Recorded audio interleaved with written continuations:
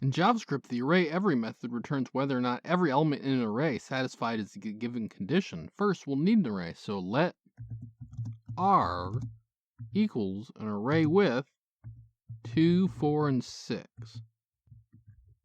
Next, we'll do let result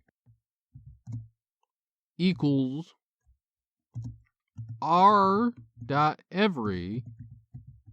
of arrow function that takes in x arrow and returns whether or not x is even. So x mod 2 equals 0. I have a video on arrow functions that I'll link to down below.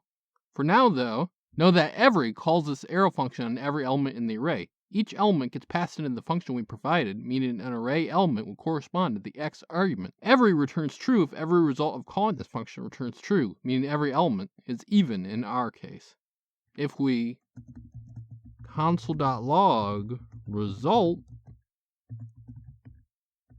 and run the code, you'll see true, meaning that every element is even. Next, we'll change the example slightly to have every check if every element is positive. So we'll change the arrow function to check that x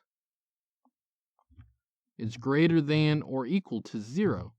If we run this code, we'll again see true, meaning that every element is greater than or equal to 0. This has been Jakubication. Like and subscribe to learn more.